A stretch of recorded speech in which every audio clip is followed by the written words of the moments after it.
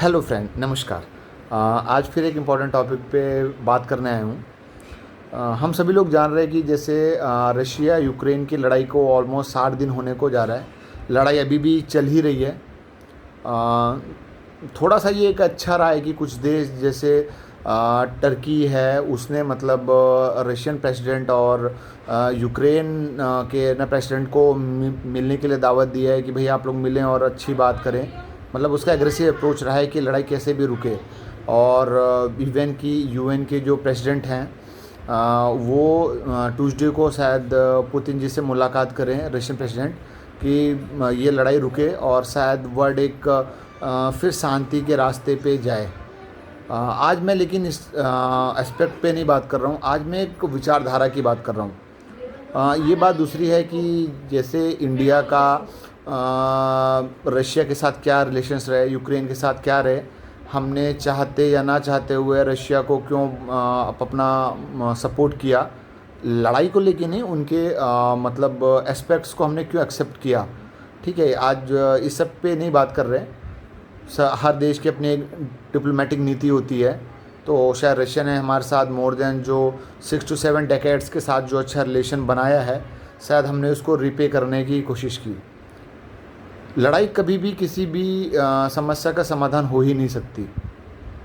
एक कमज़ोर देश, एक छोटा देश, जब उसके पड़ोसी देश काफ़ी बड़े होते हैं तो उसको उनके साथ कम्पीट करना पड़ता है।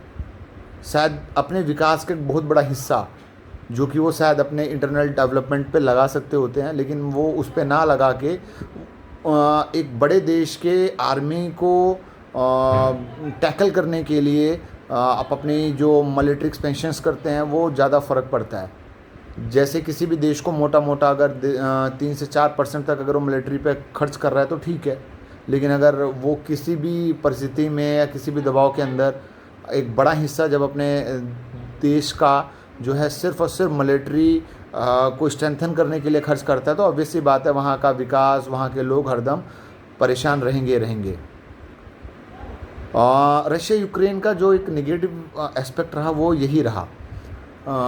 यूक्रेन की गलती थी नहीं थी, हमारा उनके साथ क्या रिलेशन, मैं मतलब ये सब बातें नहीं हैं। बात सिर्फ ये एक विचारधारा की है कि एक कंट्री जो अपने इंटीग्रिटी और सॉवरेनिटी के साथ रहना चाह रही है, एक बड़े देश को क्या ये राइट है कि वो सिर्फ अपने एक जो बोलते हैं विचारधाराओं के मतभेद को लेके उसको कैप्चर करने की कोशिश करे। शायद जब रशिया यूक्रेन की लड़ाई नहीं हुई थी उससे पहले लोगों को ये ज़रूर लगता होगा कि ऐसा हो करना बिल्कुल इजी नहीं होगा, क्योंकि जो बड़े बड़े देश हैं जैसे नाटो के जितने भी बड़े देश हो गए, जैसे अमेरिका, फ्रांस, ब्रिटेन, जापान, है ना, ये सब जितने बड़े बड़े देश हैं, ये लोग, या दूसरे बैकअप में जो हम देखें रशिया, चाइना, ये सब, इंडिया, इवन इंडिया भी थर्ड लार्जेस्ट मिलिट्री वाला देश है। ठीक है, तो ये लोग अगर एक बड़ा देश किसी छोटे देश को परेशान कर रहे हैं तो शायद बाकी देश उस छोटे देश को बैकअप करें और इवन की लड़ाई रुकवाने या किसी भी एस्पेक्ट से मतलब उसको दबाव डालेंगे कि लड़ाई को ख़त्म हो। रशिया यूक्रेन वॉर में हमने एक चीज़ देखा, जैसे यूरोपियन यूनियन रहा, इवन नाटो के देश रहे, उन्होंने उनको बैकअप दिया, और बैकअप नहीं देते तो शायद यूक्रेन कभी इतना लंबा लड़ाई को मतलब खींच नहीं पाता, लेकिन बैकअप दिया, लेकिन कोई भी सामने से नहीं आया। ये बहुत ख़राब मैसेज गया। इसका मतलब यही निकला कि कल को कोई भी बड़ा देश किसी भी छोटे देश को मतलब परेशान करे या उसको मतलब लड़ाई में ज़बरदस्ती ढकेले, तो शायद कोई भी मजबूत देश जो उसको टैकल कर सकता है बीच में नहीं आएगा। सेम चीज़ आज हम देख रहे हैं, चाइना ताइवान के साथ कर रहा है। ताइवान जो कि चाइना के कंपेयर में 10 से 12 गुना छोटा देश है, वो आज वहाँ पे उसने अपनी मिलिट्री एक्सरसाइज काफ़ी बढ़ा दी है, और इस मतलब तरह बढ़ा दी है कि अगर ताइवान एक छोटी सी भी गलती कर रहा है तो चाइना उसको तुरंत अटैक करके कैप्चर करे। उसको पता है कहीं ना कहीं अमेरिका वो ऑलरेडी यूक्रेन और रशिया वॉर में थोड़ा सा इन्वॉल्व है। एक आज के टाइम ताइवान के लिए अपनी इंटीग्रिटी और सोवरेनिटी को बचाना एक बहुत बड़ा चैलेंज है। ताइवान ही नहीं, आज के टाइम चाइना से मोर देन 22 देश का विवाद चल रहा है, जिसमें से सिर्फ 17 देश की सीमाएं ही मोटा मोटा देखें तो चाइना से अटैच्ड हैं। मतलब सीमा आपकी चाइना से टच हो या ना हो, चाइना के लिए मैटर नहीं करता। चाइना सिर्फ अपनी एक अंधाधुंध विचारधारा को लेके कि हम अपने एक्सपेंशन को लेके बस वो आगे बढ़ता है। उसको किसी भी देश के इंटीग्रिटी, उसके वहाँ के लोगों को की जो सॉवरेनिटी के लिए कोई मतलब नहीं। वो सिर्फ मतलब एक अपने एस्पेक्ट पे ना रह रहा है। जल्दी ही जैसे ताइवान, वियतनाम जैसा, जैसे इंडोनेशिया भी है, उसके भी जो बॉर्डर डिस्प्यूट्स हरदम रहे हैं चाइना के साथ। तो वो अक्सर क्या होता है कि एक मिलिट्री ड्रिल्स होती हैं जो कि मतलब मैं आज जिस मिलिट्री ड्रिल की बात कर रहा हूँ थोड़ा इम्पैक्टफुल क्यों है, क्योंकि वो किसी देश की नहीं है, पर्टिकुलर देश की नहीं है, वो ग्रुप ऑफ कंट्रीज़ की है। इस बार जिसको इंडोनेशिया जो है अपने उस पर करवा रहा है, तो पहले उसका नाम है गरुड़ एक्सरसाइज, जिसमें पहले मोटा मोटा 6 देश जो है जो मतलब इसमें इन्वॉल्व रहते थे। इस बार मोर देन 14 देश इसमें इन्वॉल्व हो रहे हैं। ठीक है, ये इम्पैक्टफुल इसलिए है क्योंकि पहली बार जैसे ब्रिटेन, ऑस्ट्रेलिया जैसे बड़े देश भी इस मिलिट्री ड्रिल का एस्पेक्ट हो रहे हैं, क्योंकि जो है दक्षिण चीनी सागर में जो चाइना अपना एक अकेले का आधिपत्य रखना चाहता है, उसको थोड़ा सा रोकना सबके लिए ज़रूरी है। नहीं तो वो एक एक करके छोटे छोटे देशों को ख़त्म करता चला जाएगा। ठीक है, तो इस जो मिलिट्री एक्सरसाइज है ये शायद अगस्त में होगी, अराउंड 1 अगस्त से 14 अगस्त के बीच में। ये जो लड़ाई अगर जैसा हम सुन रहे हैं कि जो चाइना जो है वो जल्दी ही ताइवान पे अटैक करेगा, शायद इतना आसान नहीं होने वाला है, क्योंकि रशिया का एस्पेक्ट अलग था। रशिया से इस तरह की बॉर्डर डिस्प्यूट्स या किसी के साथ बहुत इस तरह का बुरा रिलेशन नहीं था, लेकिन चाइना का बहुत बुरा रिलेशन है। इवन जब इंडिया और चाइना का कॉन्फ्लिक्ट हुआ था, चाहे वो डोकलाम के टाइम की बात हो, चाहे वो LOC पे जो मतलब उनके साथ जो हमारे विवाद रहे, उस टाइम भी इंडिया ने जैसे जो बाद में काफ़ी देर बाद ये राज खुले थे कि with in time he India ने काफ़ी जो ब्रह्मोस थे वो ऑलरेडी वियतनाम और कंट्रीज़ में इंडिया ने डिप्लॉय किए। और वो कंट्री जैसे चाइना से इतना परेशान है, कोई भी कंट्री जाए जो बोले कि हम एंटी चाइना है तो उनका सपोर्ट भी करते हैं। तो वियतनाम ने उस टाइम हमको मतलब पूरा मौका दिया कि डिप्लॉयमेंट का, वो काफ़ी बड़ा स्ट्रेटजिक विन रहा हमारे लिए। जैसे हम कागज़ पे देखें तो ब्रह्मोस की रेंज अप्रॉक्सीमेटली 300 किलोमीटर के आसपास है, लेकिन प्रैक्टिकली ये चीज़ें बहुत अलग हैं, क्योंकि उसको डेवलप किया है इसरो ने।